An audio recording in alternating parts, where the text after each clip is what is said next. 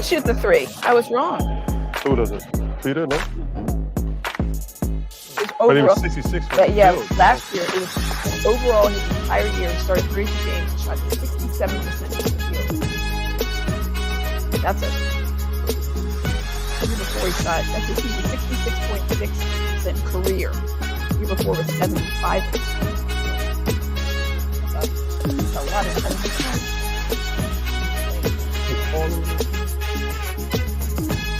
I would hope so. I hope all.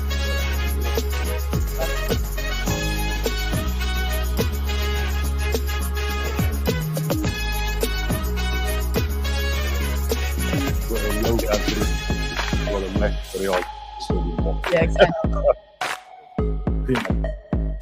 Yeah. Look away.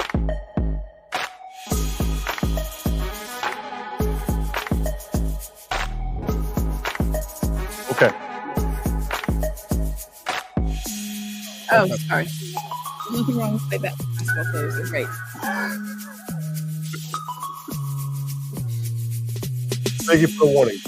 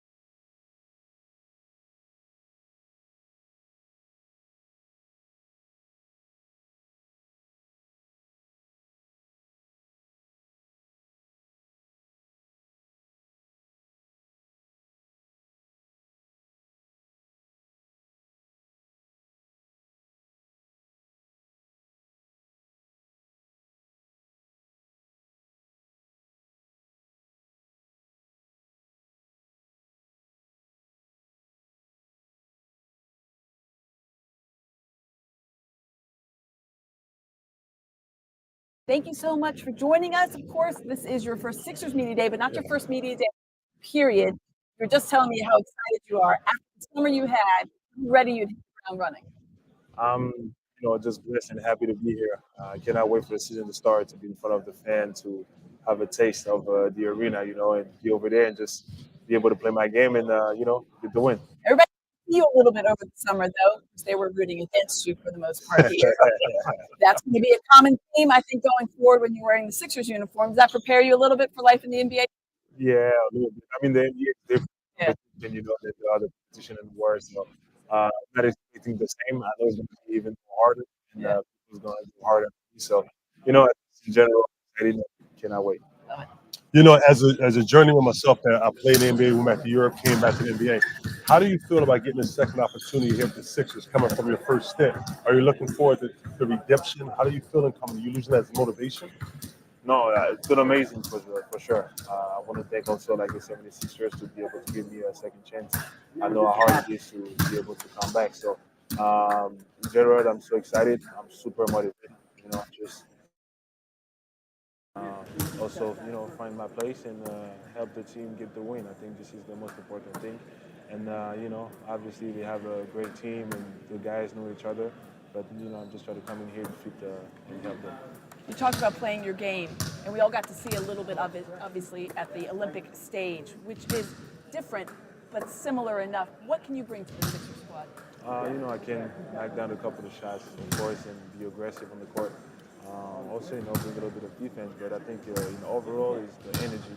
The energy level got to be super high and bring that intensity in the game and, change some games. Tell me about, we got to ask about the dunk. All right, Yeah, so you got to ask about the dunk. I mean, listen, tell me about after the dunk, that night, and then the next day. Tell me about the difference between like social media for you and everybody like reaching out to you and say, "Oh my God, you dunked on the king." Like, how tell me about that. So it went really crazy because I had a couple of dunks, in my career, a couple of posters, like Of course. good ones too, And some people talk about it for a couple of days and stuff, but that one, in particular in the final, it went crazy. And I wasn't prepared for this because, of course, when I did the dunk, I wasn't thinking about Oyster Brown and this and that, I was thinking about get the win, so I was ready for that.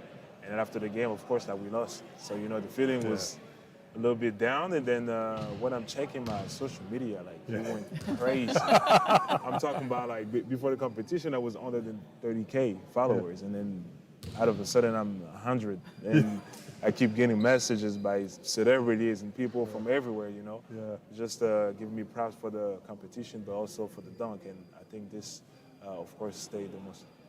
Yeah. You have some nicknames that you've been given. Right. Dancing Bear is one. People had said your game is similar to that of Ben Wallace of NBA fame, so they've turned that into the French version, I guess, is Ben Wallace. How much have you heard any of these nicknames? I heard so many nicknames, of course. The baby Ben Wallace, the French Ben Wallace. Yes, French Ben Wallace is very popular. Especially with the fro. Yes. But not to be so different from Boston. I think the Bear. Tyrese Maxey call me the Bear here, and other people do start calling me Bear. So I think Bear is fine for me. So the Bear is okay for you? Yeah. You Bear's approved okay. that message? What's the French word for bear? Ours. Ours? Ours. Yeah. Oh. Okay. We'll have to work on our French. Absolutely. So let me ask you this. What do you know about Sixers fans? So from what I know, well, first of all, I get to experience in different way because I was with the Celtics. Yes, that's right. So you know. And so coming in here was crazy. Yeah. In a good way. Yes. So from what I know is they're passionate, of course, and they're dying for any team of the city. Even though if I wasn't here, I saw how he got crazy, let's say, with the Eagles. Yeah. So I know they're really passionate about the city, about the sport. So they will be here. They will bring it every night. And, I think they really enjoy the game and to cheer for the players. So this is a great thing, and I will try to give my best on the court, for them. So let me give you an example of Sixers fans, people Right. who you don't know. He played in Madrid last year. Yeah. Yes. Imagine you playing in Panathinaikos. Yeah. That's Sixers fans. So for my experience, that's what I was thinking about. So it's good. Yeah, it's going to be a lot of fun. Yeah, it is. Gershon, we're so excited to have you here. Thanks so Thank much you. for stopping Thank you for by. having me. Best of luck this year, and I know we'll be talking to you. Thank you so much. Absolutely. friend. Thank you. All right, good bro. luck. Appreciate you. Thank you so much. Yes, sir. All right. All right, we are going to be finishing and going back upstairs now to head coach Nick Nurse and Daryl Morey. Yeah, you're good. Okay. Get down to the Bahamas and, start the work, a lot of work to get to where we want to be this year. What he said. Yeah, just super. We left last time saying I thought we had a lot of work to do at the end of last campaign. That started with filling a number of players' positions first of all, but I also think a lot of needs. And I think we really did a good job all the way early and all the way till the end. We just kind of kept plugging things we need: backup center, experience, depth, wings, really good players, all those kind of things. So, and again, just reiterating, I'm excited. I think it's, for me, it's getting a chance to get down there and start to see what it all looks like. And, that's the best information I can getting them on the court and starting to go to work, and then trying to forge some kind of identity with this team, which, we certainly have some ideas what we think it can be like, but I think we got to always get out there and see how it all fits together and what it looks like and go from there. But certainly excited to start season number 2 here in Philly. So thanks for coming today, and we'll open it up for questions. Questions? Start right there in second row. We'll bring the mics to you guys. Second row right here.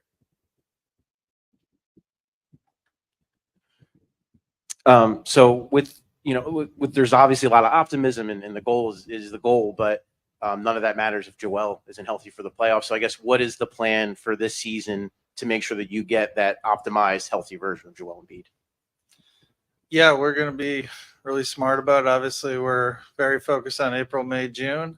That doesn't mean that the time right now is very important as well. But we're going to be very smart about how we manage him through the season. And there's going to be a lot of information as we learn about how everything's working with the entire roster.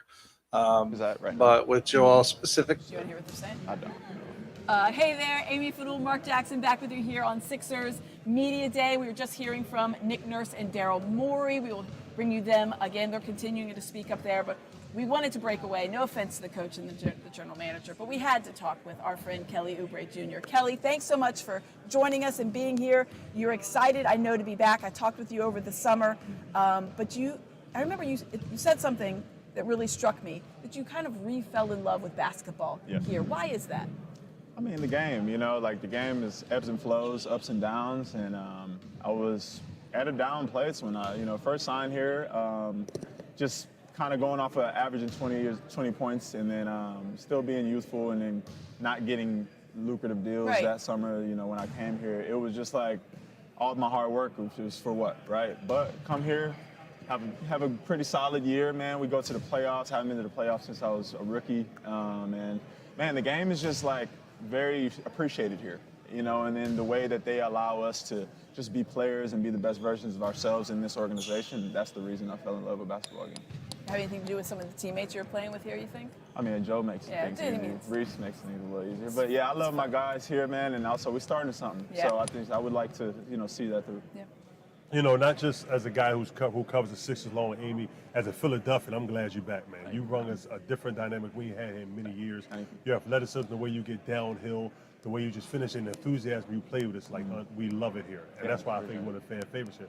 What are you thinking now with you got some additional help with you on the wing and that's similar to you? What are you thinking how that match is going to work this year? I mean, we just got to flow. It's all about camaraderie. That's why we have training camp. And we've been practicing and scrimmaging and going up against each other for about 3 weeks now. So I'm just really excited, man, to put all the pieces to the puzzle together and just fine-tune it all throughout the season. But I'm excited to learn from, obviously, Paul, from Tyrese, from Joe, continuously just help and just inject them with energy and positive vibes, right? So that's what I do. I come in and I try to go all out, just because that's all I know. So I'm excited to just go hard, man, and just hopefully that I could just be the motor that we all need. Talk about that motor, because when we if we could cut a montage, it'd be probably 2 hours long of just your reactions and your fire and your passion. And it's amazing. People love that. Obviously, here in Philadelphia, it really resonates. You became a fan favorite so quickly. Thank you. But you show that passion out there, and that really fits with this town. I think you fit with it. Where does that passion come from? Well, I don't know, man. This is a mixture of things. Some of the fire inside of me, right? Just getting looked over. But it's also just the showmanship, man. I'm an entertainer. I love to go out there and just entertain. I want to make the game look fun, because I don't know if I'm inspiring some kids to, want to play and want to be as eccentric or, as different as I am. But yeah, I just turned into a different person on the court. Obviously I'm a little more chill and laid back off the court, but when I step between those lines, man, it's just a different mode. That's amazing. Are you looking forward to the gauntlet this year? With Boston being a defending champs, and now you got the Knicks making a big trade. How are you looking forward to making the way the East is going to be this year? It's just very strong with Indiana, Orlando trying to make some plays. How are you feeling about the gauntlet this year? I'm excited, man. That's good for our league. It's good for the East Coast, of course, and it's better for the fans. And that's the reason why we do this. And it's better for the love of the game. I love competing against the best. And everybody seemed to be bringing their best, so now we'll see what the heavyweights do. We're talking about the Knicks, and obviously they made the trade for Cat, and that was a big move. You personally had a really good performance in that playoffs. It was your first playoffs in a long time, and I know the result wasn't what you guys wanted, but how much can you take away from what you were able to do against the Knicks going forward? For me, one thing I did this summer was I focused on my body. It was very tough chasing JB around, in that series, but I did notice a little lack on my offensive aggression, and that was more because I was a little tired from playing defense. But yeah, just taking care of my body this summer, obviously getting a lot of reps in the gym, working with Drew. I had a full summer of being able to work out and hone in on my craft, so I'm excited, man. And if they ever put a point guard on me, I have to show that I've been working on that, But at the end of the day, man, it was a great series, and I was doing my job, but I always know that I can bring more to the table, and that's what I want to do. That was a fun series to watch.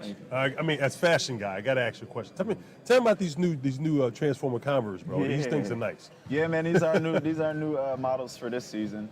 Names will be disclosed on social media. All right. Okay. Transformers obviously is a new movie coming out, and these are the collab we did with them. And I love Converse for the creativity and the collaborations we do, and it's just expressive, and these are my favorite ones right now. So yeah, we rocking them.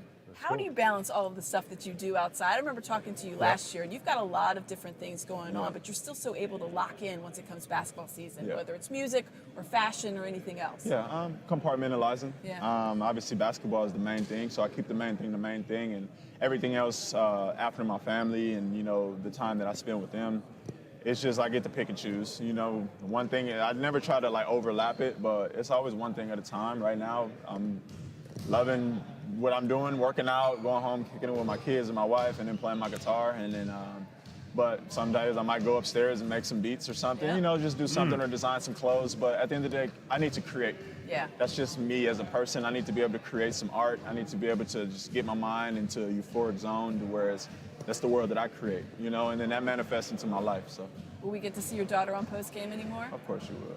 She's the main star of the family. Yeah, that's really what the people need to know.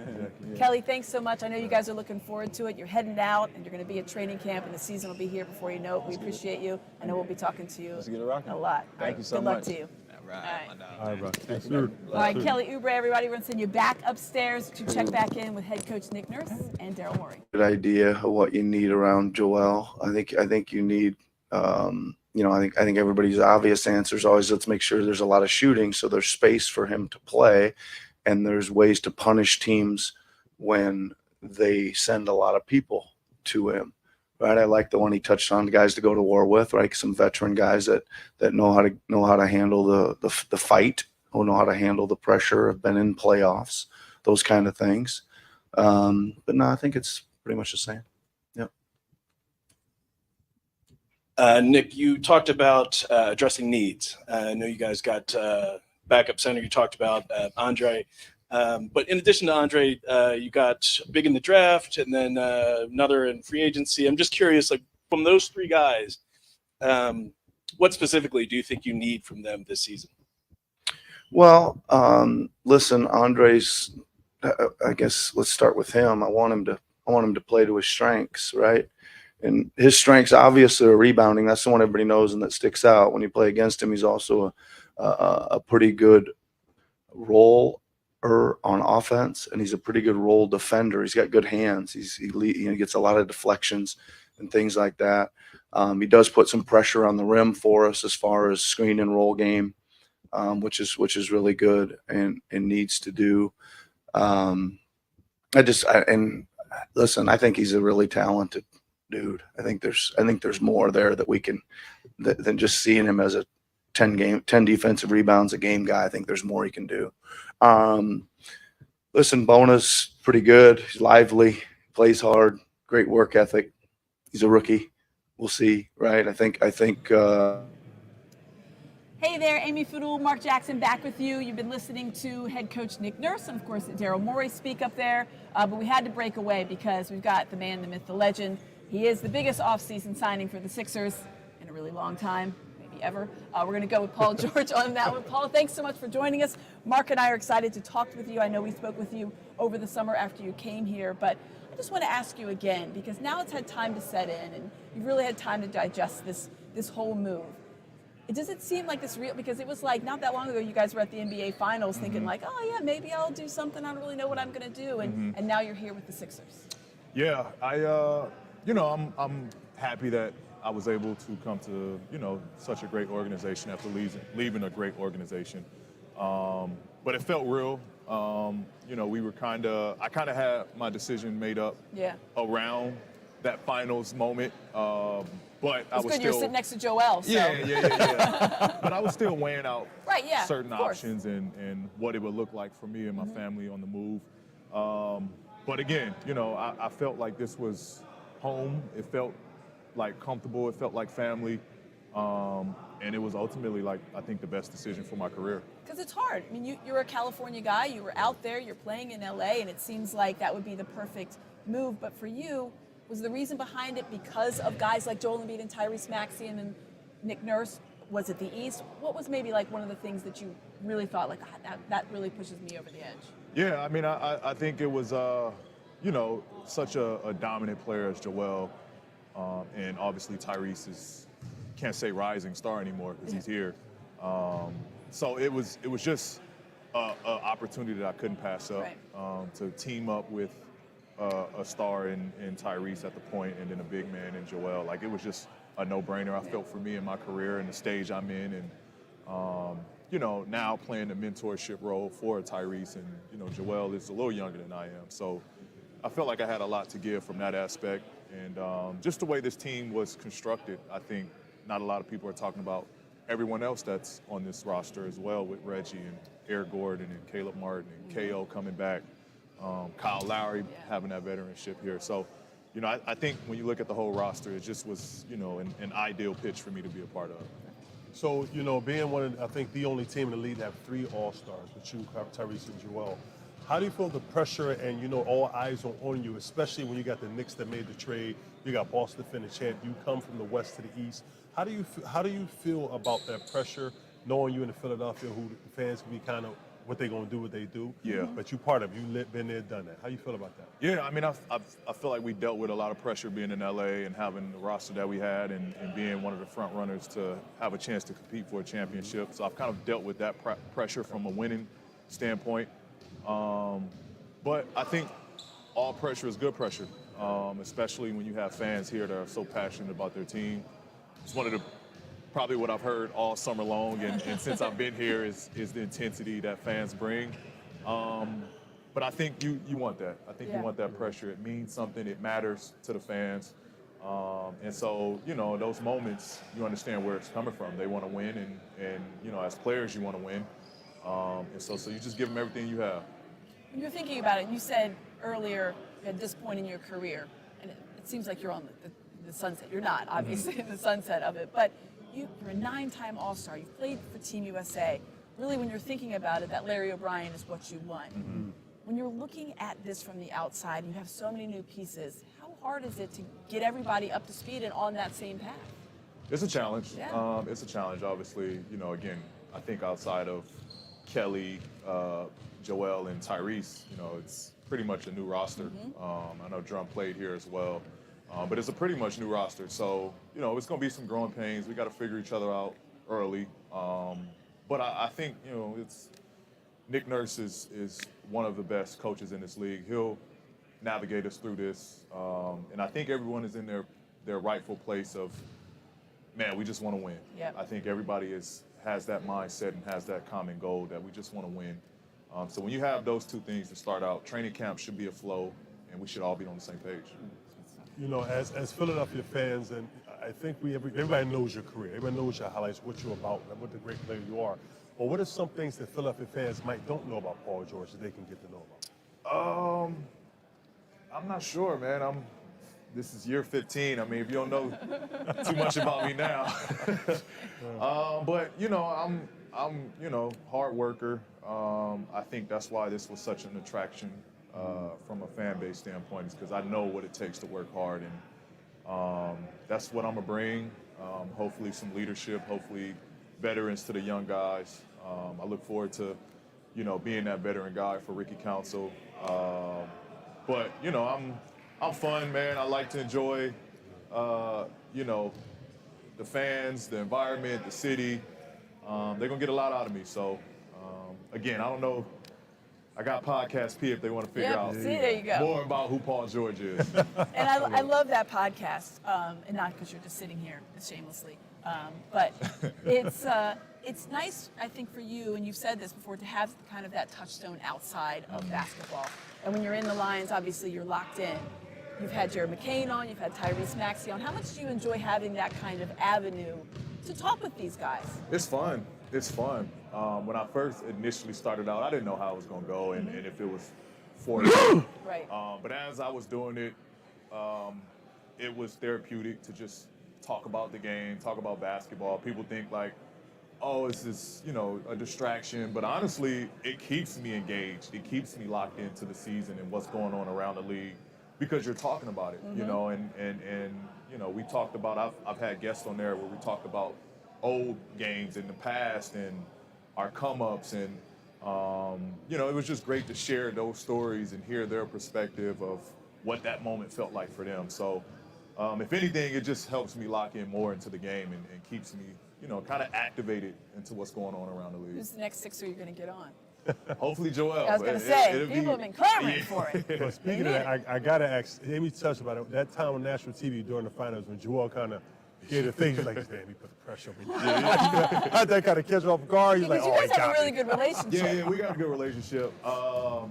It was funny knowing Joel. Exactly. He's going to throw something in there. And we always waiting. We always waiting. We knew he was going to do something, say something. So it was fun, man. It was fun. But like I said, I've kind of had my decision made up of what I wanted to do at that point. Good. We happy you're here. Do you like how the East is loaded? Because for a while it was the West, West, West, and then the East obviously has now kind of come up quite a bit. And then you see what the Knicks did with the Karl Anthony Towns trade. Obviously the Celtics are defending champs. When you look at that situation, do you like where the Sixers stack up in the East? Absolutely. Every team is going to be tough. Obviously, you got to look at Milwaukee. You got to look at Miami. They always tend to, they're well coached, so they're going to, make noise regardless of what stage the season they're in. Indiana is up and coming. You got a lot of, I would say, depth along the whole Eastern Conference. So it's going to be tough. Obviously, Boston is Boston. They're the best team still. But from a roster standpoint, man, who's going to guard Joel? That's what it comes down to. I feel like that's the trump card of all trump cards. Who's going to guard Joel?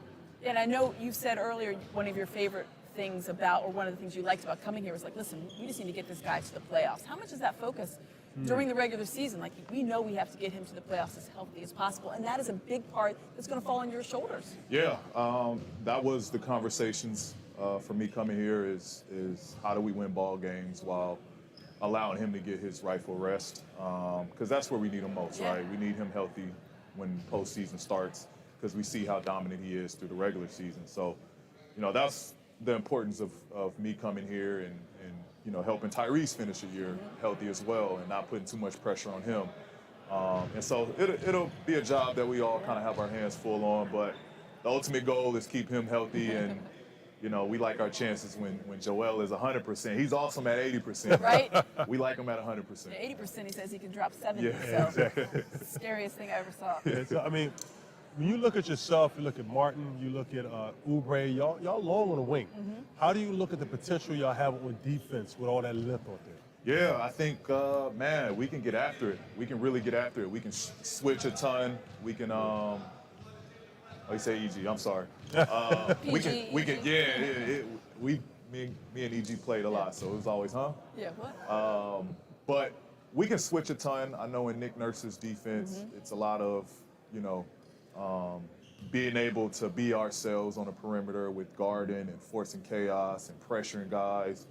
And then you got a physical specimen in the paint, Joel. So send him right to Joel, Drummond.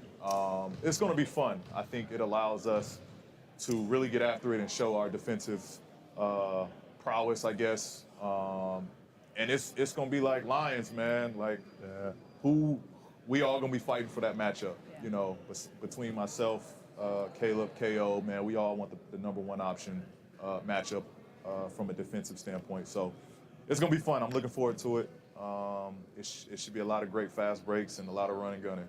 We're looking forward to seeing it on the court. Let's Hope go. everything is going well adjusting to Philadelphia. You feel good about it? I feel good. Okay, I'm good. adjusted. I'm feeling the brotherly love here, and I've been enjoying it, man. It's been fun since I've been here. Good. I'm so glad to hear that. All right, Paul George, we're looking forward to having you on the court. I'm sure we'll talk to you much more during the season. Thanks so much for being here. Yes, thank you guys. We'll be right, back yeah. here on Sixers Media Day with many more players, so make sure you stick with us here on NBCSportsPhilly.com. Easy. Yeah.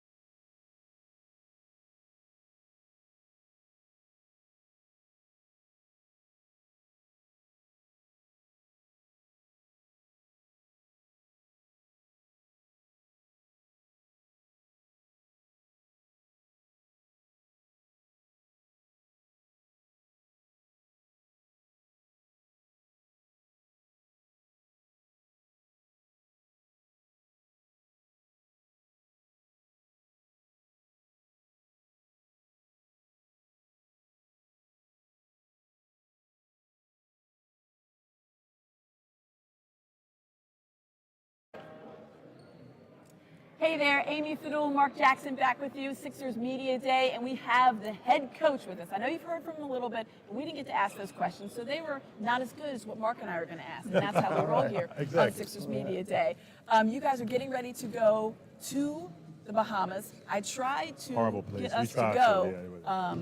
They wouldn't pack us in any suitcases, which is really pretty detrimental for you guys that we couldn't be there. Sorry about that. Yeah, I think it was the plane didn't have any room. But how excited are you just to get this on the road and started? Well, it was a super busy summer, super important summer, a lot of new faces and everything, and obviously lots of thoughts in here. Now we get to get them out and get them on the court, and always like to get away. Yeah. It's nice that I think Bahamas has been on the table for a couple years before I got here, but it landed this year. But I'm just happy to get them out there, get them together, and we're going to be excited to hit the court tomorrow. Yeah, for sure. You're gonna hit the ground running right away. Exactly, Coach. You know, you've been an innovator in so many different ways when it comes to defense and the schemes and adjustments. With this much length and talent on your roster, I think it's a good problem to have. Yes. Like, you know, from people looking at them, like, wow, that's a lot of talent there. Yeah. How you feel about that? Yeah, I like it. I think that, you know, obviously you always want to be good defensively, right? And I think now you got to have two-way guys, and I like the guys that can score a little bit and can be lockdown defenders. But what I'm hoping is, like you mentioned, that we're really versatile defensively, that we can do a lot of different things. You know, we can dig in and guard you man to man, but we can also maybe get up the floor and put some pressure up the floor. We can also get into some trapping situations and maybe a little variety of some zones that can keep our rim protectors back by the rim as well, and let all that length fly around on the perimeter. As a John Chaney guy, a zone guy, I can't wait to see what is he going to do this time? What is he going to do this time? I've been sitting in my popcorn. What is he going to do now? You know, when you look at, we talk about the length and what you have here, but then you also you add that length with the big fella in the middle. Yes. Yeah. It's like the anchor. You know, and then you got the speed. You know, Coach, you have a. He's an anchor and he's an eraser too, right? Yes. He can let that length be a little more risky out there to try and create turnovers, and if something bad happens, maybe he can still protect them on the backside of it. Yeah. You have kind of embraced the mad scientist type of role. People call you that, and I love that you embrace that, because you have such a great reputation around. When these polls come out, whether they're done by players or others, execs or whatever, your name is always one of the top 5 coaches' names as far as people respect you and they want to play with you and they want to coach with you. When you have an entirely new roster, do you have to reset your kind of expectations because you're so used to being able to do what you want to do? Well, I think what happens is you need to get some data first. Yeah. Right. You need to get. So I need to kind of let the ball get out there. Let's run our stuff and let's see what it all looks like. Let's be a little more patient before we start tinkering a little bit. But we will tinker. I think. I mean, listen, we got a good idea of what we think a lot of these guys can do. We spent a lot of time just studying things like, how does Caleb Martin guard this guy? How does he guard that guy? How does he, we went through a lot of work on exactly their matchups and what they've done. So again, to give us a little more data, maybe a little head start, but let's see how it fits together first. I think there's a blank slate there. I love that. I think there'll be plenty of things on the menu by the time we get to, I don't know, January. Yeah. When I talked to you over the summer, when you guys introduced Paul George and obviously Tyrese Maxey's deal, you had not seen Joel Embiid at that level yet at the Olympics. And then we saw him against Germany and then France. What did you like about what he showed on that stage? Well, he hung in there. I thought it was a synopsis of a season almost in a short window, right? It had some ups and downs for him personally. They got really tested. I just I've been in that before, coached in the Olympics before, coached internationally a lot. Not sure people understand how hard that is to go get that thing, right? And they play against France in France. Serbia is unbelievable. Those guys have been playing together, I don't know how many hundreds of games, and then these guys are together for 6, and they have to figure it out quick.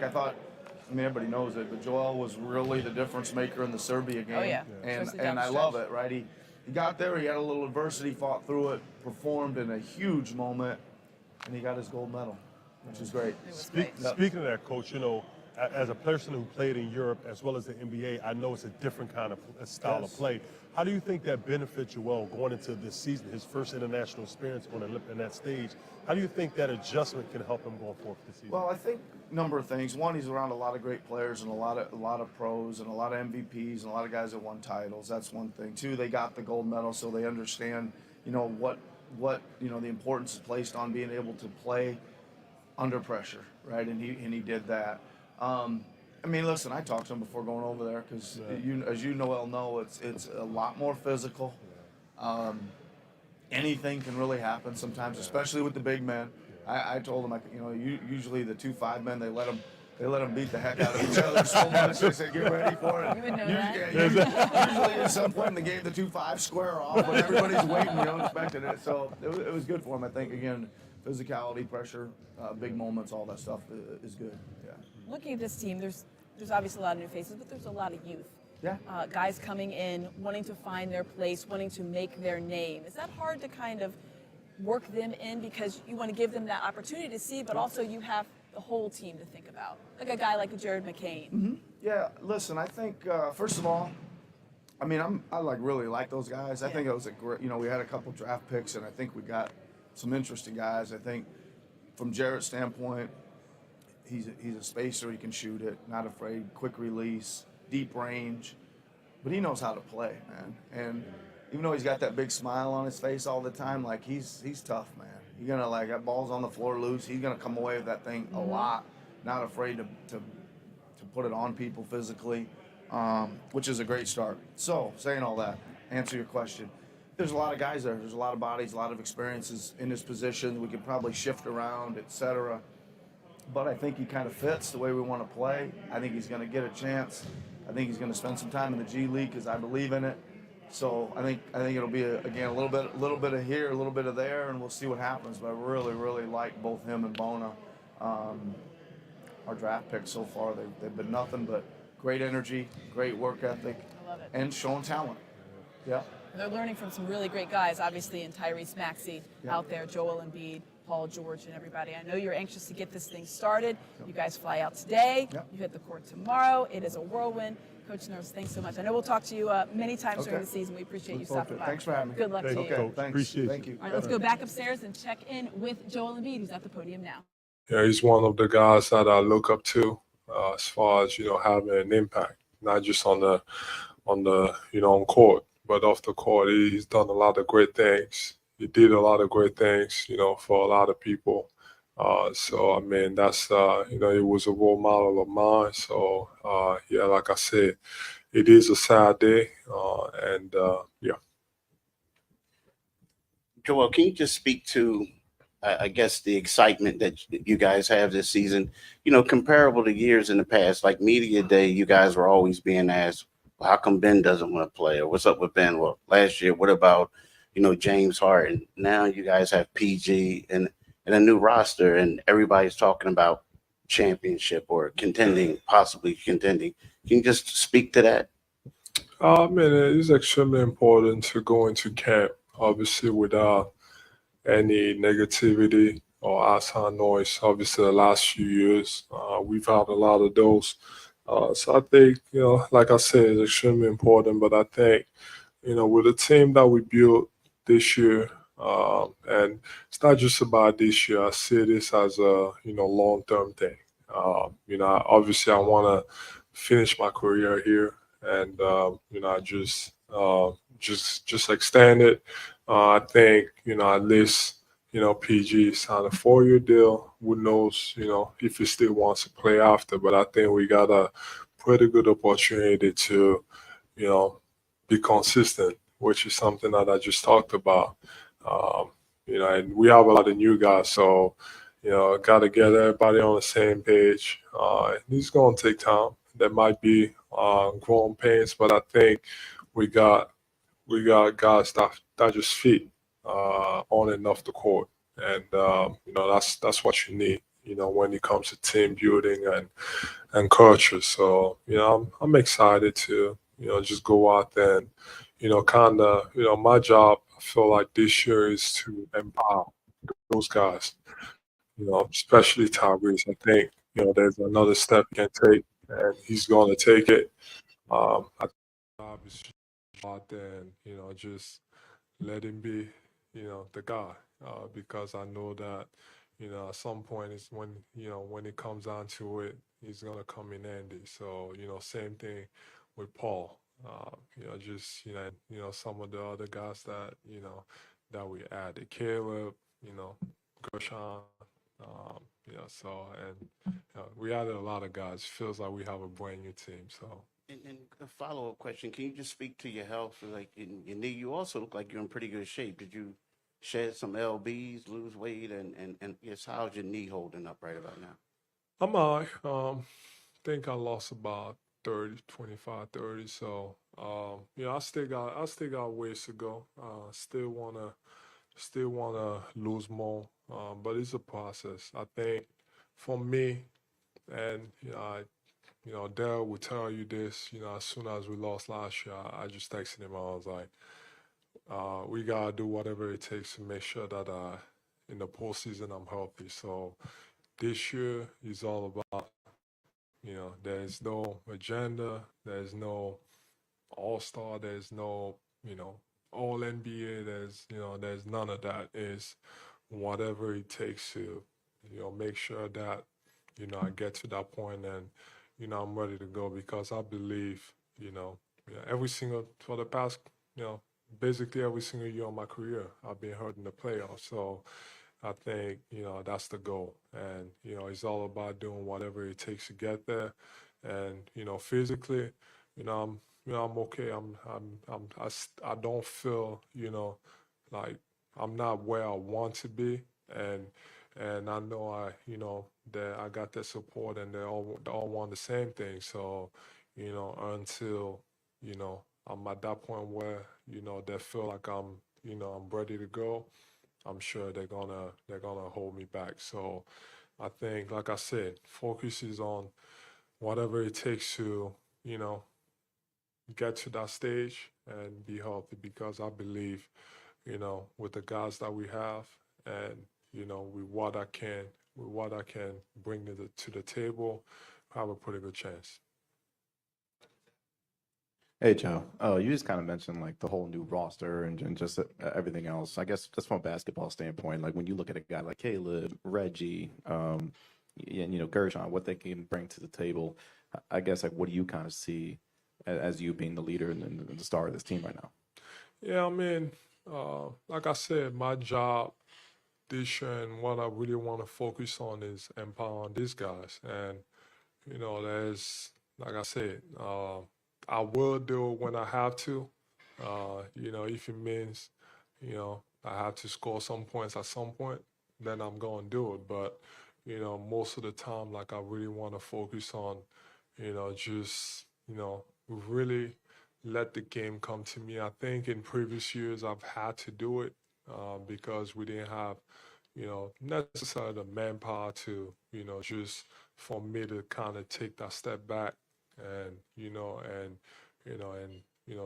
to put us in a position to win. But I feel like this year with the guys that we added, Paul, that guy over there taking another step, Caleb, Gershon, what am I forgetting? Eric, we added a lot of guys. Kyle is back. Man, so I think, I'm for, I guess. But that's my job this year, and then really fit in, when I'm needed. Joel, your experience in the Olympics this summer, what exactly did that teach you about this mentality of being able to defer is not the right word, but kind of support around Tyrese Maxey and Paul George and enable them to kind of lead the show? I would say it was great, but I don't think he's anything I didn't know before. Even before the Olympics, and that was my mindset, anyways. That's what I wanted to do. Like I said in the past, felt like I've had to do it, and then this year, I don't think I'm gonna have to do it, unless I have to do it. So I really have a lot of confidence in, these guys to, figure it out. And for me to just, use myself as a decoy to allow them to, just be themselves and be good at, what they do best. So I think, yeah, like I said, it was fun, winning. I finally won something. I finally got past the I finally got to the conference finals and I won something, so that was fun. But yeah, it was a great experience. Yeah, so winning is great. So as long as we win, it doesn't matter what the role is, and what I did. That's what matters. That's it.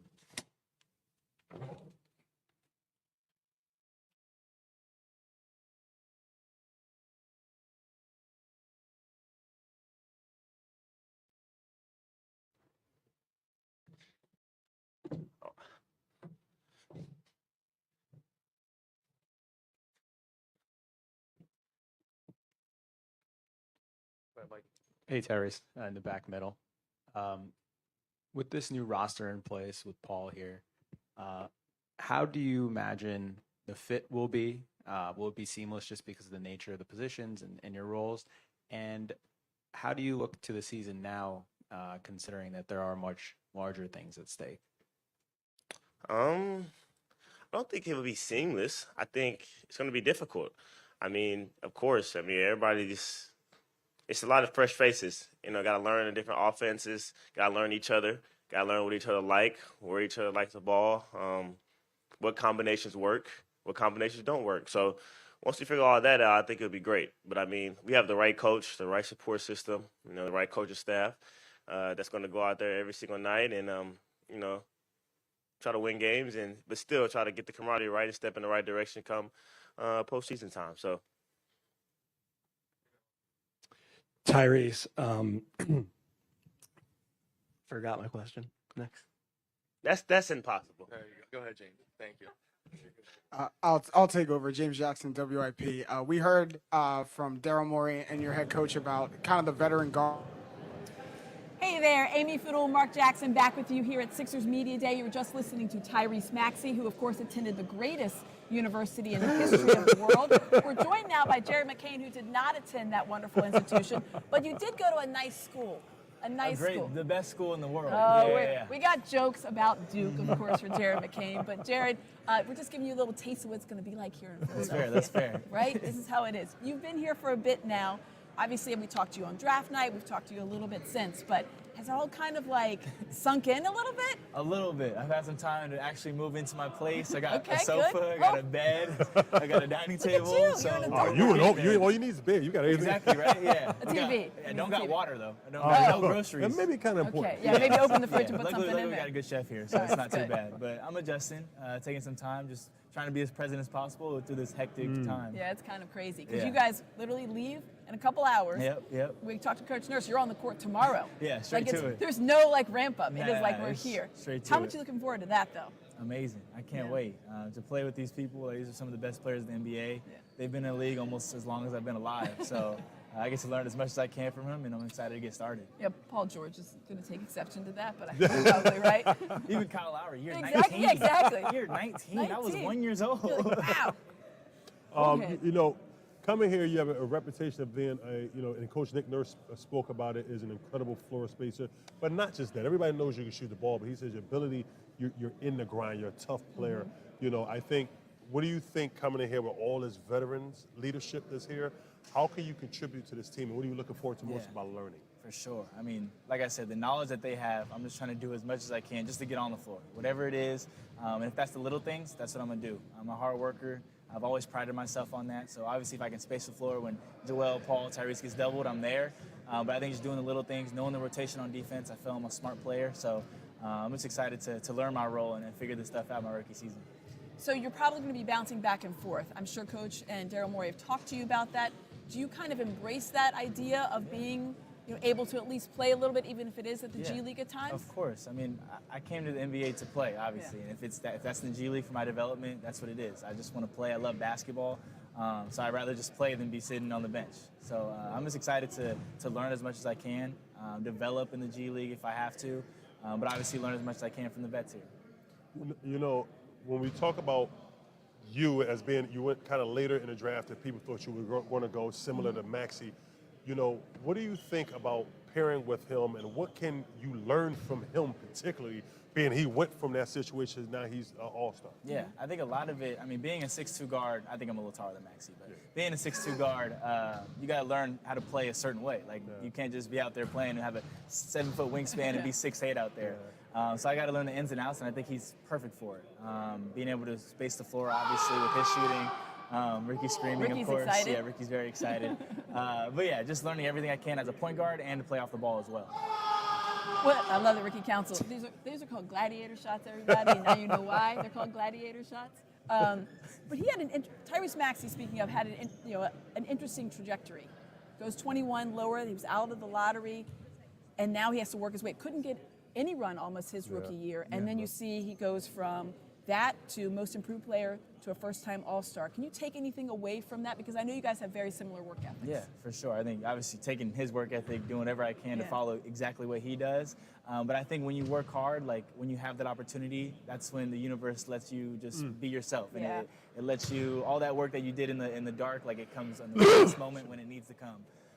So I'm just excited for those moments because I know I work hard and I know when I get the chance and I get the opportunity, I'm going to embrace it.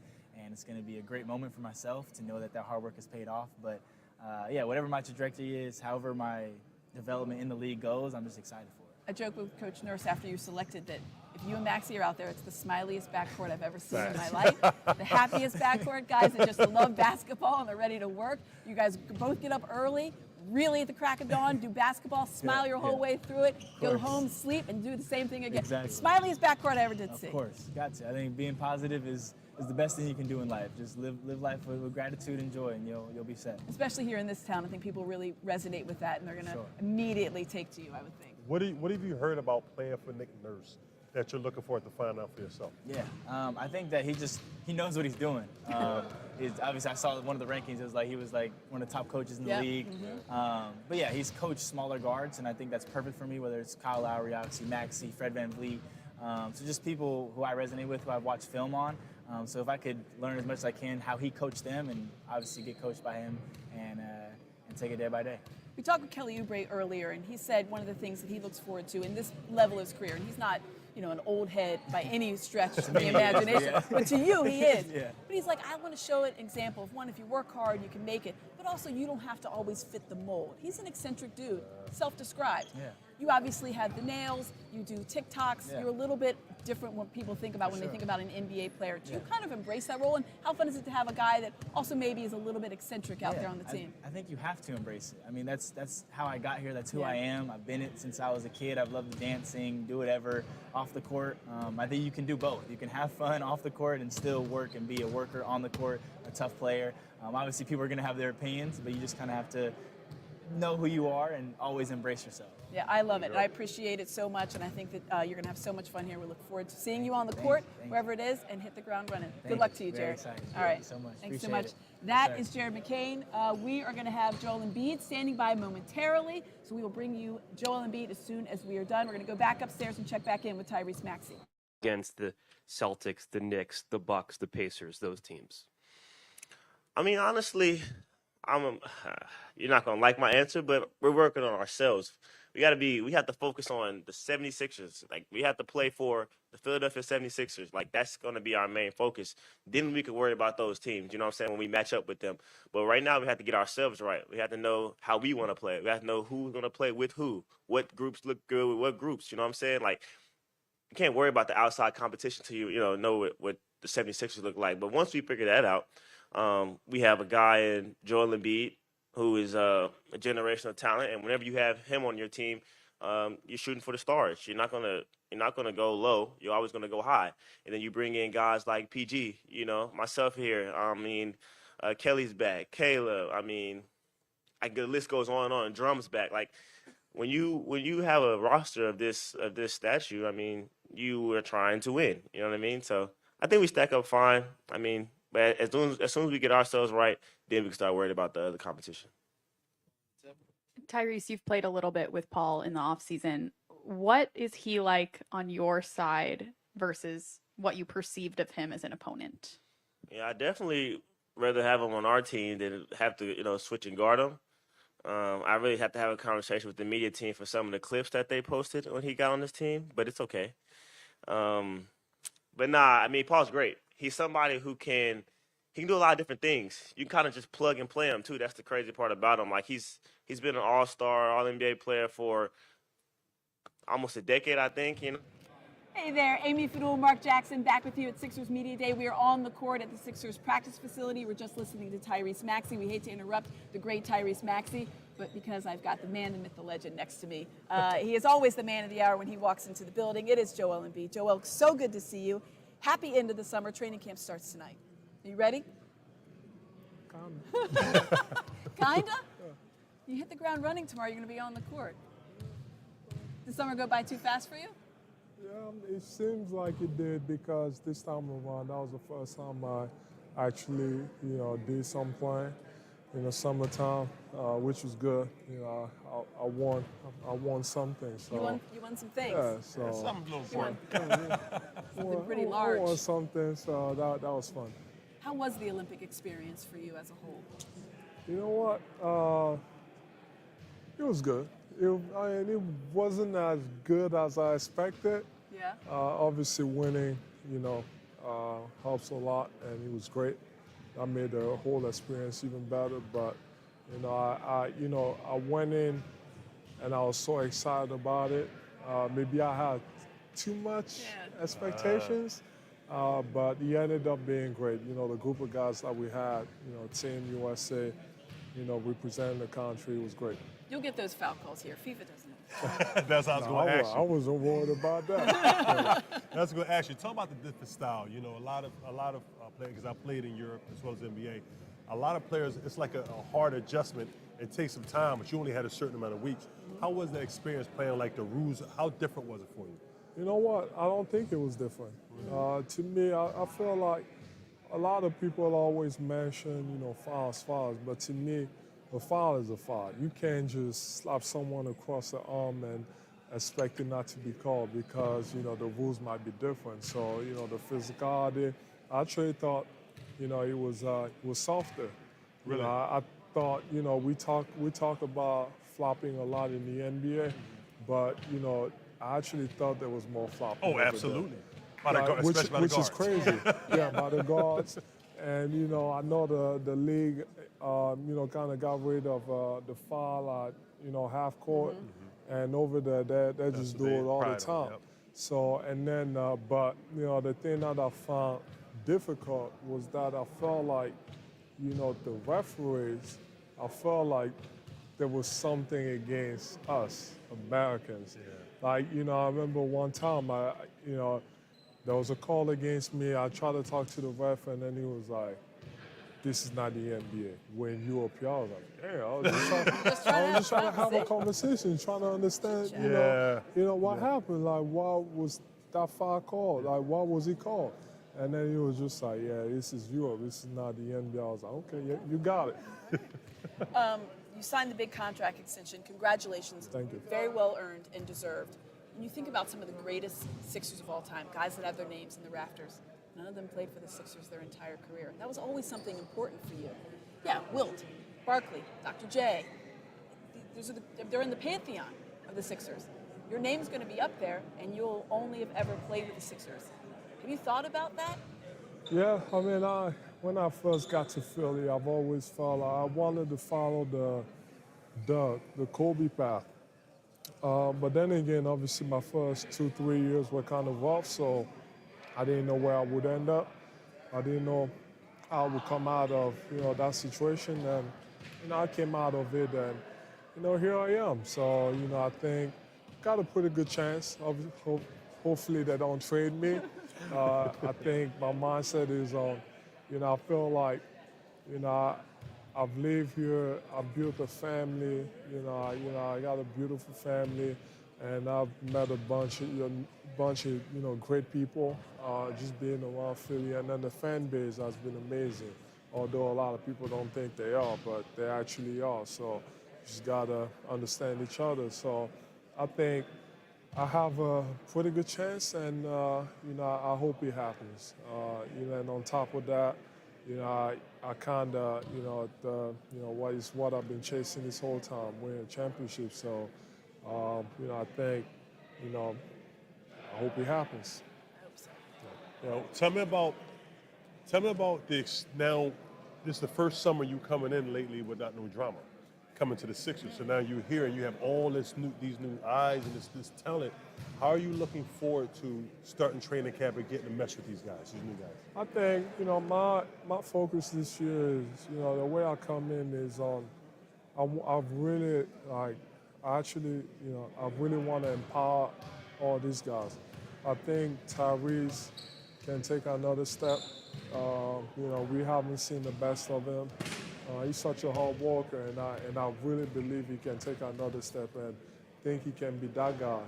And obviously adding Paul, I want him to feel comfortable. I think, one of the things coming into Philly, you gotta come in with the right mindset, and from the get-go, you gotta get going. So I wanna make sure everybody feels good about themselves, because I know it's gonna help in the future. Especially with the pressure to win. But the thing that I tell these guys, we got such a new team, man. It's hard to just put a team together and go out and win a championship. It is possible, but it's also hard. A lot of teams that have won, they've been together for years. Boston just finally did it, and those two guys, they've been together for years, and they've had a lot of guys around them, but they just know how to play with each other. And that's something that I mentioned. Keith asked me, about having a lot of guys around, for the last couple of years, and I think for me it's all about consistency. I think that's what it takes to win. It's not about necessarily how these guys fit you. I think if you got some consistency, and obviously guys are good enough to help win, I think that's the perfect combo. Recently, you've always talked about it, but the rise of African basketball and its influence on you, obviously very strong. And then you see today that Dikembe Mutombo was passed after an illness. Just what did he mean to you personally and to African basketball? I mean, it is a sad day. It's a sad day for us Africans, it's a sad day for the whole world, because when I look at Dikembe, it was one of my role models, and especially with what I'm trying to accomplish now, trying to grow the game in Africa, or trying to make people's life better. And when I look at him, I don't look at what he did in the court. It was great, but I look at what he did off the court, and that's what I look at, and that's what I want for myself, because he's done it. He's been a role model, and I wanted to follow that path. But like I say, yeah, it is a sad day. He was a role model to me, and my condolences to his family and his close people. Yeah, he's a humanitarian as much as he was a basketball player. And I know that for you personally, I'm sure that really touched a lot of people that you know as well. So I appreciate you speaking on that. Going back to what you were talking with Mark about, is going this team forward. It is consistent with a couple of guys, Tyrese Maxey and Kelly Oubre, but you have some new guys. How big was it to get some of the pieces like Paul George, Andre Drummond, Caleb Martin? Yeah, it was good. Obviously, had to do a lot of recruiting. But Did? Great job on the well Paul done. George thing. But it was fun. That's my job. Like I said, my whole mindset is on winning. What's going to take me to win. And, like I always say, can't do it by yourself. I need help, and I understand it. And, to go out and, for these guys to, sign these guys, I feel like we got a great group of guys. So now it's time for us to just grow together, learn how to play with each other, learn each other's tendencies, and get going. You're hitting the ground running, whether you like it or not. Basketball starts tomorrow for you. We are so excited to have you here long term today. Always, Joel Embiid. Thanks for joining us. Thank you, guys. We appreciate it. We're going to go back upstairs to check in with Paul George. Playing against them, but then actually being on the same side and seeing him on a daily basis. A lot of talented guys, and it's been fun. I think the character here Everybody is on the same page. It's a real brotherhood. And you could tell guys enjoy playing with one another on the squad. So I think first impression was, this is going to be a fun year. What's up, PG? Joel talked a lot about, I guess more so, not necessarily deferring, but really enabling you and Tyrese Maxey as kind of leaders on this team, offensively, however you see fit. What do you really see this big three looking like on the court in terms of, maybe not dominance, but what do you see that vision looking like? I think for me, Joel has played with a wing and I think guard play, being elite at all levels. I think this is the first time that I've played with elite point guard and big man all in once. For us, it's kind of just countering off each other. I think nothing's forced for one person to kind of take that load alone. We can kind of share that responsibility. But I see us flowing. I see us flowing. I think all of us can kind of play our game within the game. Joel obviously dominating the paint and on the perimeter. Tyrese is amazing in transition and in half court setting as well, and having a floor spaced around him. And myself, being able to play off a big man and playing transition with Tyrese. So I think kind of all three of us can flow and make the game easy for all of us. I love sharing the ball and I love being aggressive to score. So I kind of think all three of us look at the game the same way. Paul, I was wondering if you would ever cross paths with Dikembe Mutombo and what your reaction might be to his pass. To your left. Hard left. Right here. Got it. You ever cross paths with Dikembe? No, I haven't. I actually just heard about the news. Tough loss for the NBA. Tough loss for Philadelphia. And everyone that's affected in his loss. Condolences to his family. But I just heard about the news. It's unfortunate. Paul, right over here. You've been in the league for a minute. How good do you think this team can be? They have you, they have some bench guys, and you also have Tyrese and Joel Embiid, 3 All-Stars. What's your expectations with this team this season? I think we'll be really good. I would be hopeful that we're one of the best teams in the NBA. Top 3 in the East for sure. But I think we should be able to compete for a championship. You think of Joel being one of the best, if not the best big in the NBA. Tyrese being one of the young stars, up and coming perennial all-stars in this league. But then you have veteranship, you have leadership, you have guys that have been in meaningful games, meaningful playoff runs. It's a well-balanced group. So I do think we have high expectations of being one of the best teams and the last team standing.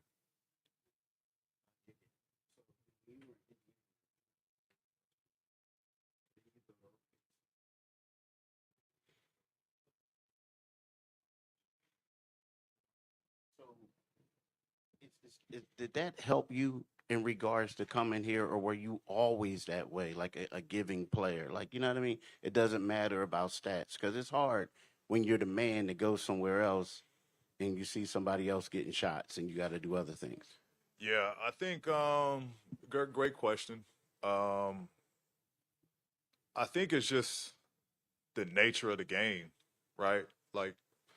For a young guy coming into the league, I think being placed in Indiana, you want to define and figure out who you are in the NBA. And I always saw myself as being one of the best players in the league and wanting to be in that category. So initially, I wanted it to be mine, right? I wanted, in a selfish way of pushing myself to be great, is I wanted the team to be mine. I wanted everything to fall on my shoulders. I wanted that pressure. I wanted to be compared to the guys that took over for their teams. But But then going through it, having injuries and going up against a competitive and a well balanced and superstar team in Miami, you can't do it alone. You know, you need star power, you need firepower. Not to say that I didn't have that in Indiana, but you know, you do figure out that like, all right, this is a challenge to win a championship, being a lone superstar. And so it wasn't taking the easy route, but it was just kind of understanding the landscape of where the league was going. And to where, you know, I felt that I did need help at that moment. I couldn't win the championship alone. And so the trade with Russ was first time realizing or first time being thrown into like playing off of another superstar and sharing the ball and sharing the workload. And then learning from that, you know what I mean? Going into the next season, learning from that experience of what it's like playing alongside another star, to where I was to the point of like, all right, now I'm with Kawhi. I know what it's like playing off someone else that's just as special and talented. So then work on all the little things, like what does it mean to win and do whatever it takes to win. Whether I'm the star or the two option. And I think it was just kind of just realizing that throughout my career of what that looks like. Hey, Paul, right here. You guys, the players that Daryl added this offseason, you look at their ages, you know, you're 34, Eric's 35, Reggie's 34, Kyle already here at 38, Caleb 29. We're old, I get it. Well, from your experience in the league, how do you know whether a team is on the right side of the line of being too old versus being tough and experienced and the kind of team that knows how to win games when it really matters to win games? Yeah. I mean, I think, you know, we all have aged well. I still feel youthful. I still feel young. And I still feel I can play at a high level. I think the beauty in it is having the youth around us in KO and Caleb Martin, Tyrese. You know, you need those engines as well. You need those young legs as well. So I think it's just a good mixture that we have here. We have the veterans that know how to win when it matters.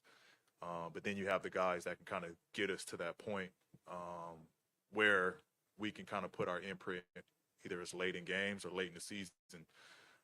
So I think it's just having that balance.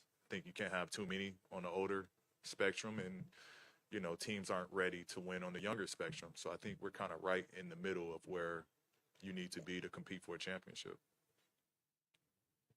Hey, Paul, right in here in the middle. Mike Vorknoff with The Athletic. Kind of to what Keith was asking about earlier, but because you have been on teams with at least one other star player before, what have you learned from those experiences about how to assimilate to a new team, a new star teammate, and how to make sure everyone is happy and the fit is seamless, and not just on the court, but personality-wise, obviously there are egos in play. Like, what have you learned from that time that you're going to try to apply to Philadelphia that things go well? Yeah, I've been very fortunate that the teams that I've had played on with Russ, with Kawhi, they're pretty like egoless in terms of team basketball and accepting other stars on the team. So I was very fortunate in that aspect to kind of grow and be around those guys. But, I mean, the conversations with Joel coming here, conversations with Tyrese, we all want each other to be themselves. That's the only way this thing is going to work. You know, I got to be Paul George. Joel's got to be Joel Embiid. Tyrese got to be Tyrese Maxey for this thing to work and for us to learn and figure out how to play amongst one another. So that was just the conversations to have.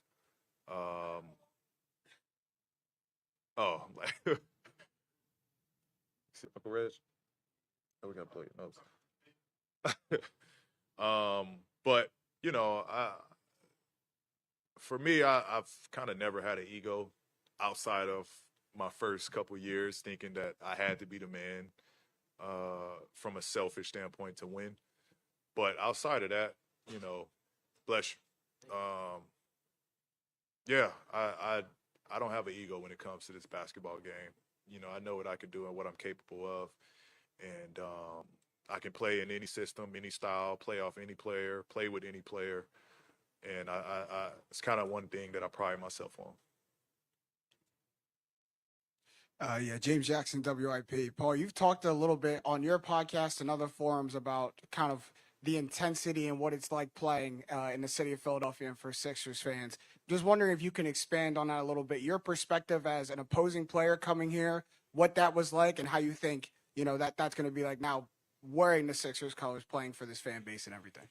Yeah, I mean, it didn't click until I got here and hearing how passionate the fans were. But then going back in those moments of playing against Philly and being in big games in Philly, that's kind of where I realized, like, yeah, they are passionate and they love their team and they do ride for their city. Being on this side, I'm all for it. I'm looking forward to those encounters, having those moments, and being pushed. I think it's great to have that intensity and that passion behind the fan base, because it's coming from the right spot. Like, they want to win and win at all costs, and the only thing that matters is winning. And so that's how you should feel. I don't think they're doing anything out the norm. They work and they pay their hard-earned money for those seats and their tickets, and all they want is just a good product out on the floor. So I think it's deserving. I think whatever comes from it is deserving. Paul, Joel was just out here and he said that he's lost 25 or 30 pounds. He said, his goal is no agendas as far as NBA, all NBA. He just wants to win. Not that you need extra motivation, but does that even fuel you even more when you hear about what, his dedication, what he's kind of doing to get ready for the season? Yeah, I mean, he looks great. He looks slimmed down. But, I think we all have our own motivation going into a season. It's great that everyone kind of has their own individual motivation. But we'll put all that together and, we'll have a common ground and a team motivation to go out and win. I think, I haven't been here to really feel the magnificence of what it is to win in Philadelphia and how the fan base wants it. But from the little time that I've been here, you can tell the city is thirsty for it, and the city wants one. And so I think it's just great. Everyone across the board has the same goal of trying to win a championship. I've never won one yet, so that's always the motivation for me. Appreciate it. So thank you. Thank you.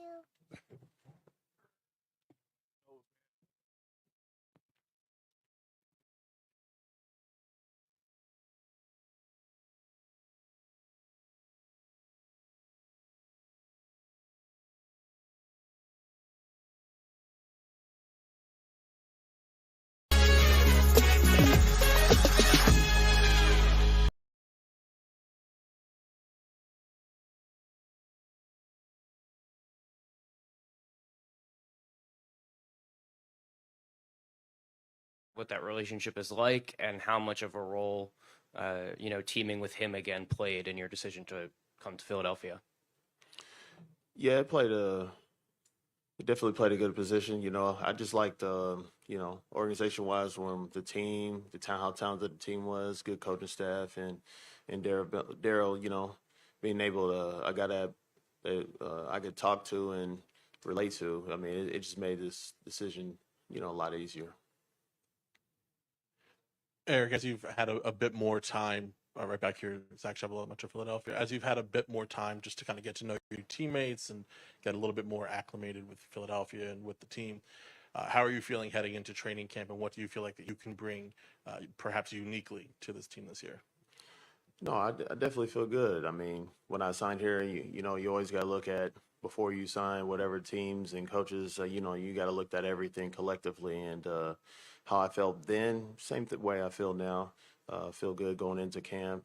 I know throughout the season, big thing for us is healthy, and my role is to, fill those voids, scoring and open up the floor, things that I've always done for a long time. And so it'll be good to be. I think it's going to be a good year. Hey, what's up, Eric? Kai Carlin, Sixers Wire, USA Today.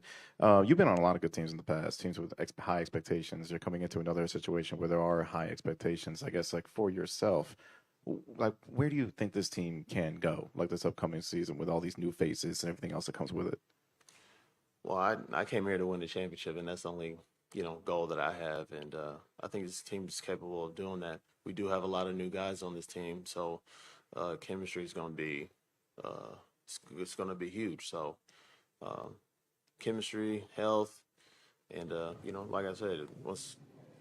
Hey there, Amy Fadool, Marc Jackson back with you here on the Sixers practice facility court in Camden. You were just listening to Eric Gordon, and we are joined now by President of Basketball Operations, Daryl Morey. Daryl, busy summer for you. I know I've talked to you a couple different times during it, whether it was during a signing or after the draft, but are you ready now to put all that behind you and just go? Yeah, let's Basketball, go. let's go. Yeah, no, this is why you do all the work. We're excited to get going. So when you look at how this team is constructed, and we talked to Coach Nurse as well, and I know he's excited too, clearly. But he said also, you need to kind of let these chips fall where they may and then tweak. I think the initial inclination, at least for us on the outside, is like, all right, well, who's going to go here? Who's going to do this? And he's like, you can't do that. Let's see how they kind of come together first, and then we'll adjust. Do you like that approach? Absolutely. I think ideally what we want is we want the Ricky Councils and the Abusellis and Jared McCann, Reggie Jack, just have these guys really put pressure on Nick and figure it out because they're playing so well. I think Nick does have a lot of decisions how he uses guys, but that'll come out through training camp, preseason, going into that first game. You know, you've been doing this for many years now. Is it still fun for you putting the pieces, like finding this can go here, this can go there? How is that experience for you personally? Yeah, no, it's thrilling. I mean, it's why I do the job. So yeah, I love that part of it. It's by far the most fun. And when the season ends, that's sort of when Elton Brand and my time and our whole staff takes over. Yeah. I remember talking to you earlier, and you said, how this summer has been is so unusual because you had to build basically an entire roster. You had one guy officially that was on your roster, and that was I think two because two because of Ricky. But you're looking at Don't forget Ricky. Yeah. Come on. How could I? Especially after the summer that he had. I know. But then you had to rebuild it, and then you brought some guys back and different things. When you're looking at it as a whole, and are you really tweaking it in the fact that I need this position and this position, or am I looking at it from the bigger picture? And how much are you taking into account what the East has done? Yeah, I usually go best talent. Yeah. Like, I think that's best. And then, that's why people sort of say, like, is the starting lineup going to be this? Yes.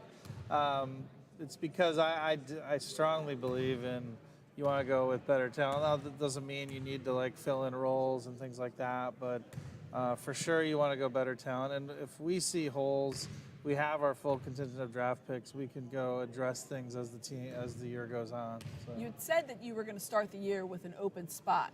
Now, that hasn't necessarily been the case. Is that going to continue? That will continue, Okay. yeah. So the new CBA, it's really esoteric, actually. But if we were to add someone into that spot now, we can do that later in sort of the February timeframe, late February. If we do it now, it'll limit our ability to make additions during the year. So as I was looking at the roster being aligned and put together, I was like, man, they missing I think they need a big forward. And then the dunk happened. He was like, okay, let's contact him. Yabuselli. How did that work? Yeah, actually someone we've been trying to add for multiple seasons. He was with Real Madrid, who had him on a longer deal and a big buyout, which made it difficult for him to come. He's dreamed of coming back to the NBA since he left, really. And it sort of all came together in a weird conglomeration of both. He was getting towards the end of his deal. He had to make some tough decisions, too. Again, this is all, I don't know what deal he cut with Real, but there's a pretty good chance he's losing money playing for the Sixers. That's how much he wanted to be here. He wanted to be in the NBA. He wanted to be a team that could win a championship.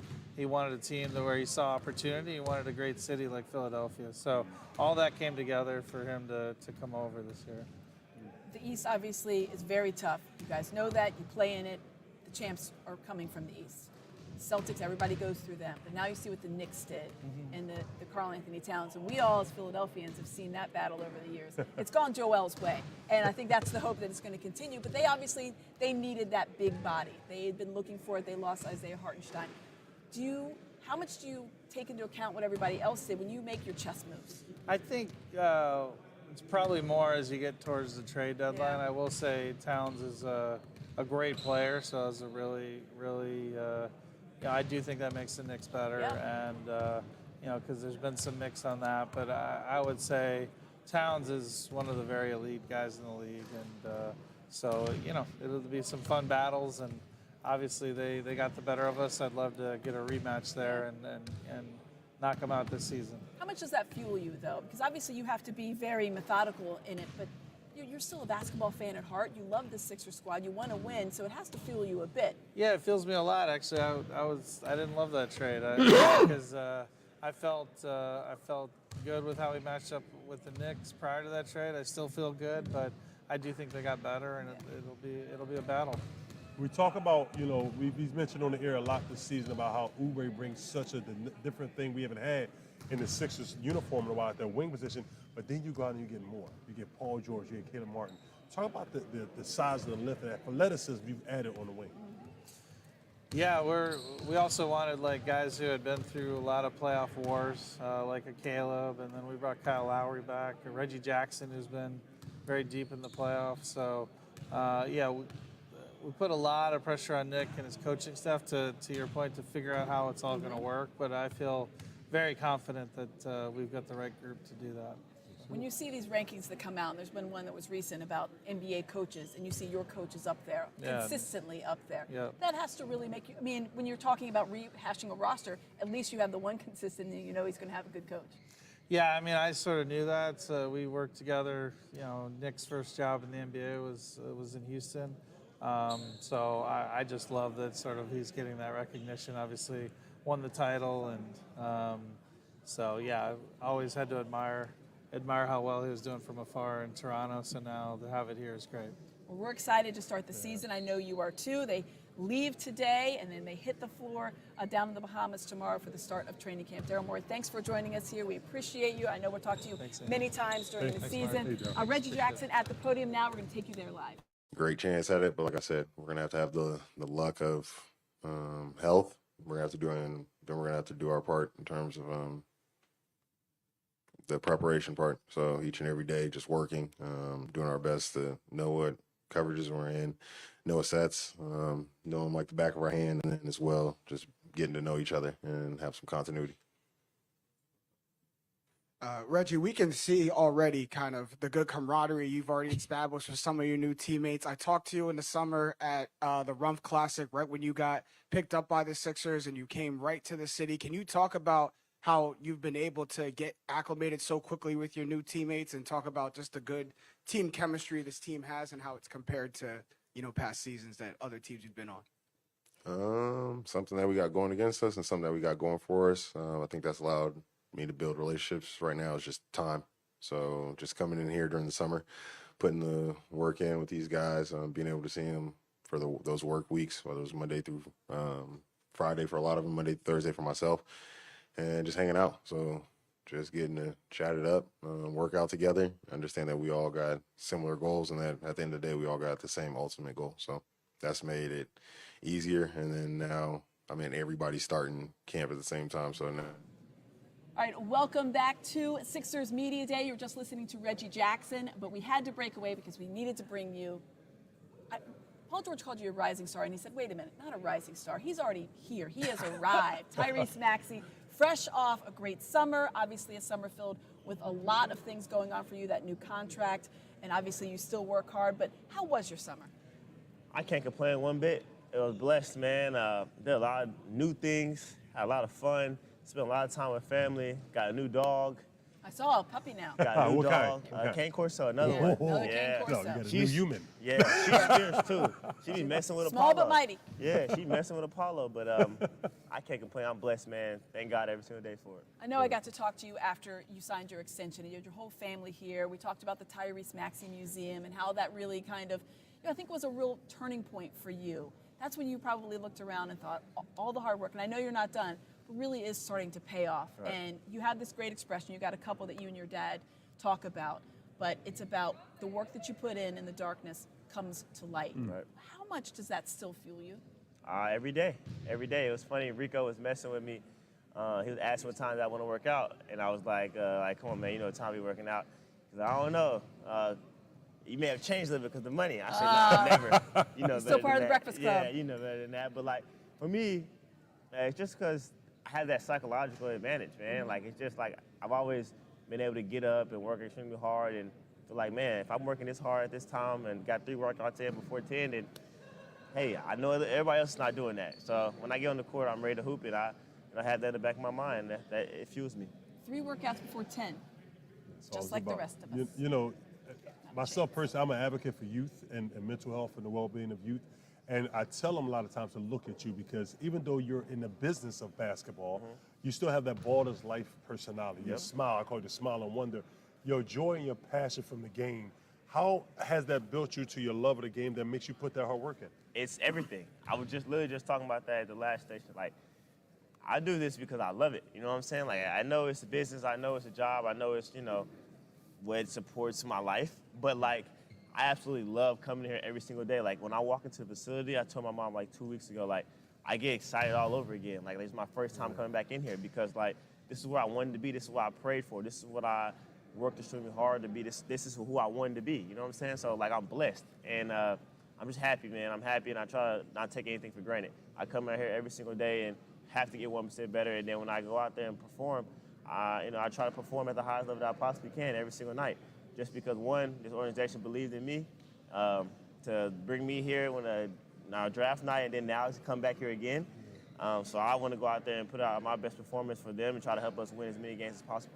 We saw Joel Embiid have a great summer, obviously the Olympic gold medal, but then he gets the contract extension that will essentially make him a Sixer for life. And I asked him, you know, all the greatest Sixers, and when people think about the greatest, none of them were a Sixer for their entire career, and he could do that. Right. When you think about your path with him, how much does him having a contract extension to be here as long as you, if not longer, how does that kind of tie you guys together? How do you feel about that? Blessed. Another thing that you can just be thankful for. Honestly, like for me, like Joel is one of my best friends now and one of my closest friends. So I talk to him all the time, and it's like I'm glad that we're on the same path. You know what I mean? I've been here it's gonna be my 5th year coming up. So the last 4 years he's been here, of course, the last 4 years, and you know before that. But you know he's someone who always believed in me, and I appreciate him for that. So I think it's good. The organization, we're both blessed. We're both thankful to be here, and now our job is to go out there and you know represent them. How much fun do you have playing with him? Man, I mean, it's like second to none. Yeah. Honestly, like I finally learned that I can't just watch him on the court. You know what I mean? Like he used to get mad at me, like, dude, like play. I mean, I'm like, man, I'm watching. I'm greatness. You know what I'm saying? So it's like, but now like to be a part of him and actually play with him and try to have a partnership with him, and we were trying to do something special, man. I mean, at the end of the day, we're both two extremely competitive guys who really don't like losing and really love winning. So it's just like at the end of the day, we want to be the best possible version of ourselves and try to take this to the top. Now, unfortunately, last year the Knicks, put us out the playoffs. But tell me now, they got the trade with Karl Anthony Towns, and the battles you've had with Jalen Brunson. What are you looking for? That can be a pretty good rival. How are you looking to that matchup? Yeah, I mean it'll be fun. It'll be fun. I think the biggest thing right now for us, we have to figure out 76ers first, man. Like we have so many new pieces, so many great pieces, so many interchangeable parts. So once we figure that out, we can start worrying about the Knicks and the Bucks. So like I think that the conference is great. It's going to be gritty. It's going to be tough. It's going to be hard-nosed games. It's going to be battles. It's going to be confrontations, and you don't want it any other way. I mean, you got to go through the storm to see the light at the end. You talked about the new faces. When we talked to Coach Nurse, he said the first inclination is like try to put all the puzzle pieces where they go, but sometimes it's better just let him go out there, ball a little bit, and then tweak it. How much do you look forward to that opportunity? Because you guys have seen Paul George, you've seen Caleb Martin, obviously you know how Kelly Oubre plays, but you've never seen everything all together.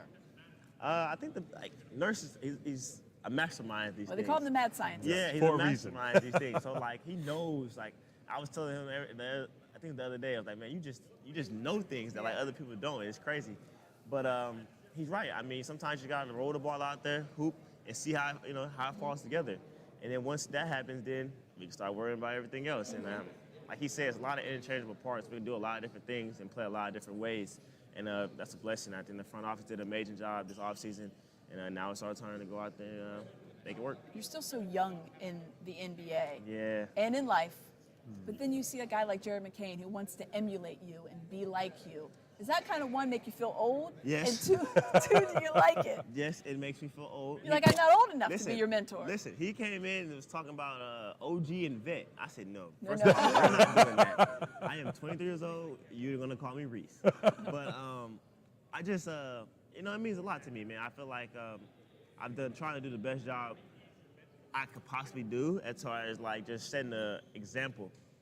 Not just for, like, Jared or not just for, like the youth, but like for this organization, anybody who comes and step forward in the organization, like, okay, this is what we're gonna do. We're gonna work extremely hard. We're gonna show up on time. We're gonna be professional, and we're gonna go out here and win a lot of games. You know, we're gonna go out here and you know, put forward our best effort every single night. So I think that's the pedigree that I've tried to bring to this organization. And now I mean, having Jerry and Ricky Council and kind of taking those guys, trying to under my wing, my young wing, and you know, keep it rolling. So you every year, Tyrese, you have improved somehow, some way. What's next in your development, you personally? What would you like to add now? Yeah, and I have a few things that I wrote down on my list. I think the biggest thing for me in the offseason was, like, I bullet pointed 3 to 4 things. Okay. And like every single day, I'm gonna find a way to get better at these 3 or 4 things. You know what I'm saying? So like when you bulletproof them and like you know what you need to get better at, you know what your weaknesses are, you know how you want to make your weaknesses strengths. I feel like it's easier for you to the next year to come back and you know, be better at those things. So I have a few things. You know, I mean, one thing that I can talk about is just like my strength, just because. One, like, you're getting older, you need to be stronger. You're taking a lot more bumps. I feel like last year was my first year, like, being, like, the face of, like, or the head point of the offense. Mm-hmm. So, like, sometimes when Joel was out, like, they would trap me. They would box and one me. You know, I go into and get contact and, you know, maybe get a foul, maybe not. That's neither here or there. But I need to be stronger so I can take those bumps and take it, you know, longer into the season and then get ready for the physicality of the playoffs. So that was one of my main focuses that I need to do and work on my body every single day, and that was great. When you talk about being a focal point of the offense, obviously, you know, you were an all-star, most improved player. We all know those things. Do you like one role over the other? Do you like point guard? Do you like two? Do you prefer either of those? Listen, I like being on the court.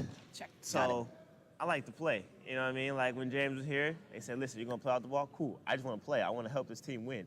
You know, no, James, you need to have the ball in your hands. I need you to do this. Joel has the ball in his hands. You need to spot up and shoot. Yeah. Paul George has the ball in his hands. You need to run the wing. I don't care. I just want to play and I want to win.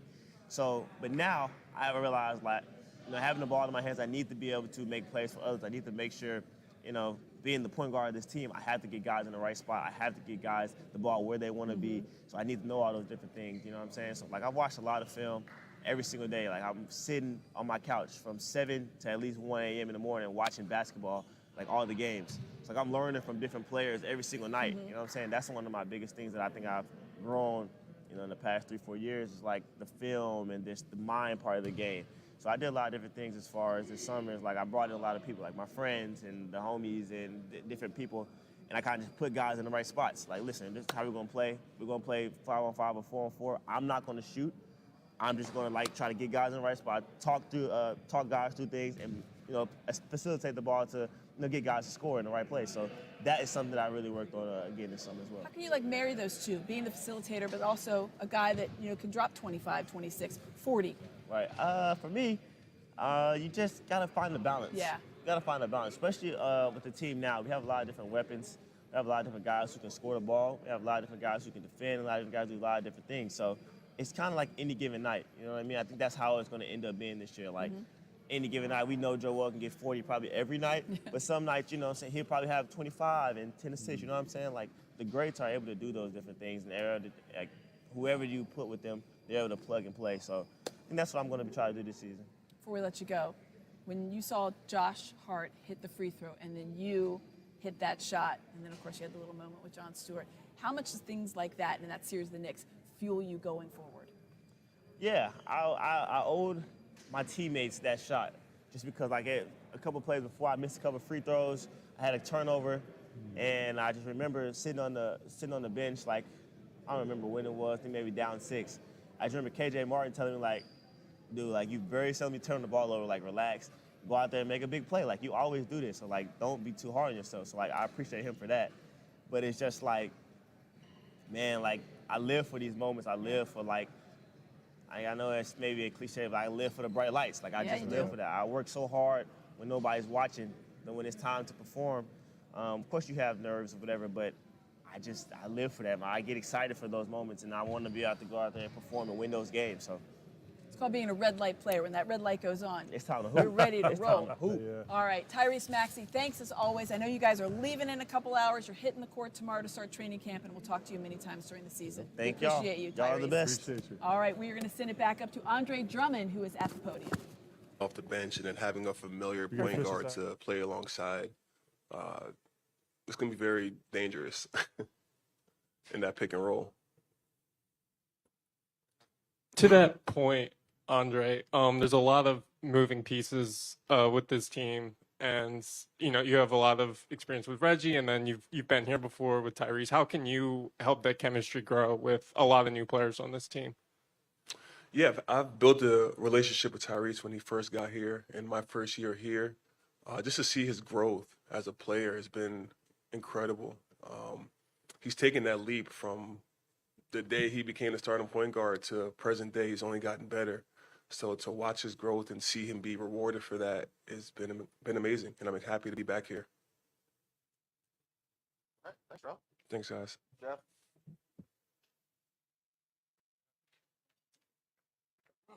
You can bring it with you. Bring it. You can bring it. It's fine.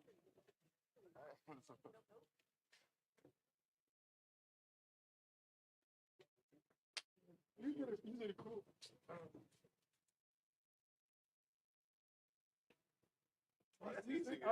I know. You did it good though. Amy Fadool, Marc Jackson, back with you. You just wrapped up, obviously, the tail end of Andre Drummond. We were sitting out here in a great conversation with Tyrese Maxey. We've spoken with Paul George, obviously Joel Embiid, Nick Nurse, Daryl Morey, Kelly Oubre, Jared McCain. There's a lot of excitement, as there always is. Now, Mark, you're an NBA veteran. You played in the league for a dozen years plus. You've also played, obviously, overseas as well. There's so much excitement going into the season. What is it like on a day like this, and then what's it like tomorrow when you hit the court? It's like, even though it's media day and it's the first day and everybody's excited, but everybody's also nervous about that. I don't care who you are. You could be the last guy on the rotation to the superstar. Everybody's kind of nervous. They want to get it in. They want to get in. It's kind of like they want to do that first, then media. But it's kind of like, okay, we're going to do this, get over. But a lot of times they're thinking, I wonder how practice is going to be tomorrow. So that's what's on guys' mind. Exactly. So it's going to be intentional. Nick Nurse is going to have it. And because they have so much talent, you got, as a player, as a competitor, as a veteran especially, you got to love it. You got to love all the competitiveness and the players that can really go this year in this roster. So we talked to the guys about the big trade in the East that just happened. We've got a text exchange between Mark, our producer Brian Brennan, and myself, and it was just like, what is happening? What is going on with this? And, Daryl Morey, I think, did a good job of it. Listen, Karl-Anthony Towns is a tremendous player. He's an all-star so many times over. We know how well he shoots the three. He's not a traditional five, but I think New York, I'll be interested to see how they use him. What do you think of this trade, and how much different and better does it make the Knicks? Well, it makes the Knicks better because, first of all, they got stability. Hartenstein leaves. Mitchell Robinson, you don't know his necessarily health. So they got something, okay, we know this guy's going to play games. Now, we also know he's a very good player, one of the best premier big men in the league. So it makes them better. But they also lose DiVincenzo as well, which I think was an important part of their core. Randle, obviously. And Julius Randle. Coming back from injury. Exactly. But so I think it was good for them. I think they did improve this year. Did they improve enough to surpass Sixers in Boston? I don't know. Yeah, it'll be interesting to see on that front. But before we get you low to go, we do want to say, obviously, our heartfelt condolences out to everybody in the NBA, especially NBA Africa, on the passing of Dikembe Mutombo. And when this is a guy who obviously you're very familiar with. When you saw that news, I know it hit you hard too. Absolutely, because we call him Big Zeke. Big Zeke is, Dikembe. He's not just, we know him for shot block, we know him for the finger waving. But if you know Zeke, you know him as a humanitarian, you know the veteran he was off the court. Like, I met Zeke, not necessarily playing against him in games. The first interaction I had was working out with him in the summers because he stayed in Philadelphia, no matter what team he played for. And just some interactions, like he was like a mentor. We'd be sit around him like at a campfire and say, just listen to him like, hey, this is how you got to be a professional. This is how you got to give back to your community. And he was the best at it going back to his entire country. But it's just, we know the impact it had on a lot of people that know him. Not just the African people, but the players, but most of the NBA players who have contact with him. Yeah, Joel Embiid, I thought, really spoke a lot about that as far as him being a guy that was great on the basketball court, but even better off of it. Yes, Obviously, absolutely. Dikembe Mutombo passing today at the age of 58 after a battle with brain cancer. So certainly a bit of a somber end here to this Sixers Media Day, but a great day nonetheless. We hope you guys enjoyed streaming and chatting along with us. We'll have all this content for you throughout the week on Sportsnet Central, so make sure you tune in. That airs every morning from 6 to 11 a.m. And of course, we'll also be on digitally, NBCSphilly.com. Mark will probably post it on his Twitter and Instagram and everything like that. And of course, we will see you October 23rd for the start of the Sixers season against the Bucks at home. Thanks so much for joining us, everyone.